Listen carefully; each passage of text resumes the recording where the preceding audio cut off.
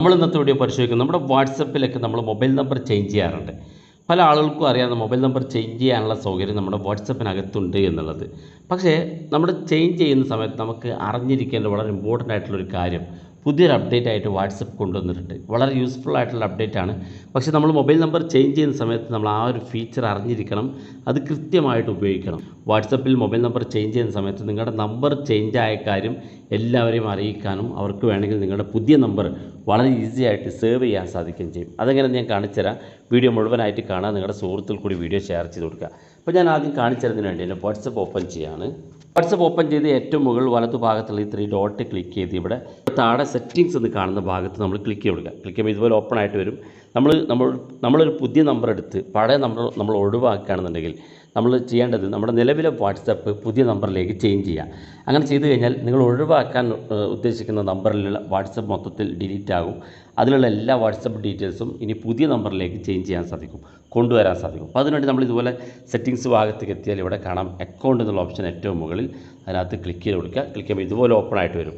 ഇവിടെ കാണാം change phone number എന്നുള്ളൊരു ഓപ്ഷൻ കാണും, അതിനകത്ത് ക്ലിക്ക് ചെയ്ത് കൊടുക്കുക. ക്ലിക്ക് ചെയ്യുമ്പോൾ ഇതുപോലെ കാണിക്കുക. ഇവിടെ കാണാം നിങ്ങളുടെ മൊബൈൽ നമ്പർ, നിലവിലെ മൊബൈൽ നമ്പറിലുള്ള വാട്സപ്പ് പുതിയ നമ്പർ എടുത്തിട്ട് ആ നമ്പറിലേക്ക് നിങ്ങൾ ചേഞ്ച് ചെയ്യാണ്. അപ്പോൾ അതിനുവേണ്ടി നമ്മളിവിടെ താഴെ നെക്സ്റ്റ് ബട്ടൺ ക്ലിക്ക് ചെയ്ത് കൊടുക്കുക. ക്ലിക്ക് ചെയ്യുമ്പോൾ ഇതുപോലെ ചോദിക്കും. ഇവിടെ ഓൾഡ് നമ്പർ ടൈപ്പ് ചെയ്യാൻ, രണ്ടാമത്തെ ന്യൂ നമ്പർ ടൈപ്പ് ചെയ്യാനാണ്. ഓൾഡ് നമ്പർ എന്ന് പറയുമ്പോൾ നിങ്ങളിപ്പോൾ ഉപയോഗിച്ചുകൊണ്ടിരിക്കുന്ന വാട്സപ്പിൻ്റെ നമ്പർ ടൈപ്പ് ചെയ്ത് കൊടുക്കുക. അതിനുശേഷം താഴെ കാണുന്ന ഭാഗത്ത് ന്യൂ ഫോൺ നമ്പർ, ഏത് നമ്പറിലേക്കാണോ നിങ്ങൾ വാട്സപ്പ് ചേഞ്ച് ചെയ്യുന്നതെങ്കിൽ ആ നമ്പർ ഇവിടെ ടൈപ്പ് ചെയ്ത് കൊടുക്കുക.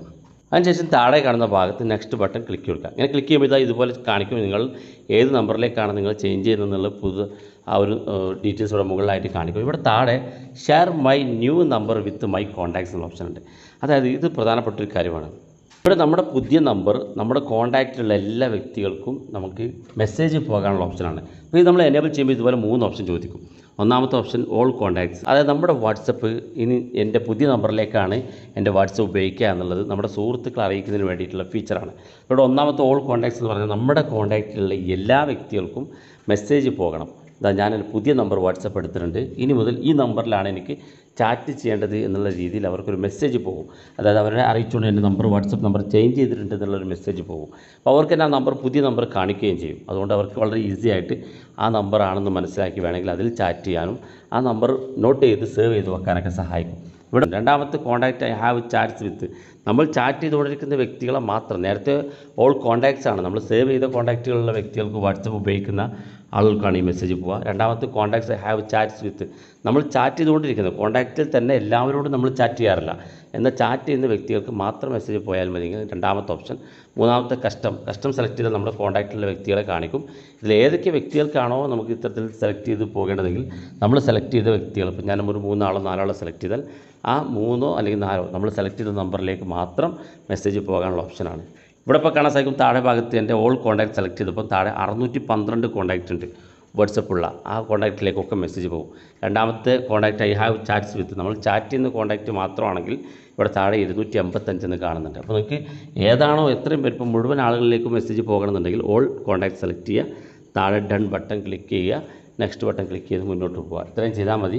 നിങ്ങളുടെ നിലവിലെ വാട്സപ്പ് പുതിയ നമ്പറിലേക്ക് വാട്സപ്പായിട്ട് ചേഞ്ച് ആവുകയും മാത്രമല്ല ഇക്കാര്യം നിങ്ങളുടെ സുഹൃത്തുക്കളെ വാട്സപ്പ് തന്നെ നോട്ടിഫിക്കേഷനിലൂടെ അറിയിക്കുകയും ചെയ്യും. അതുകൊണ്ട് തന്നെ നിങ്ങളുടെ സുഹൃത്തുക്കൾക്ക് നിങ്ങളുടെ വാട്സപ്പ് നമ്പർ മാറിയാൽ വേഗത്തിൽ മനസ്സിലാക്കാനും വേണമെങ്കിൽ ആ നമ്പർ നോട്ട് ചെയ്ത് സേവ് ചെയ്ത് വെക്കാൻ അവരെ സഹായിക്കുകയും ചെയ്യും. ആദ്യകാലങ്ങളിലൊക്കെ നമ്മൾ ഓരോ വ്യക്തികൾക്ക് മെസ്സേജ് അയക്കാറാണ്, ഞാൻ എൻ്റെ പുതിയ നമ്പർ എടുത്തിട്ടുണ്ട്, ഇനി ഈ നമ്പർ സേവ് ചെയ്ത് വെക്കുക, അതുപോലെ തന്നെ ഈ നമ്പറിൽ എനിക്ക് വാട്സപ്പ് മെസ്സേജ് അയച്ചാൽ മതി എന്ന് നമ്മൾ ഓരോ വ്യക്തികളോടും പ്രത്യേകം മെസ്സേജ് അയച്ച് ചോദിക്കാറുണ്ട്. എന്നാൽ ഇപ്പോൾ വാട്സപ്പ് തന്നെ ആ ഒരു ഫീച്ചർ കൊണ്ടുവന്നുകൊണ്ട് നമ്മളൊന്നും മെസ്സേജ് അയക്കേണ്ട, ജസ്റ്റ് സെലക്ട് ചെയ്ത് കൊടുത്താൽ മതി, വാട്സപ്പ് തന്നെ ആ വ്യക്തികൾക്കൊക്കെ ഓട്ടോമാറ്റിക്കായിട്ട് മെസ്സേജ് സെൻഡ് ചെയ്ത് കൊടുക്കും.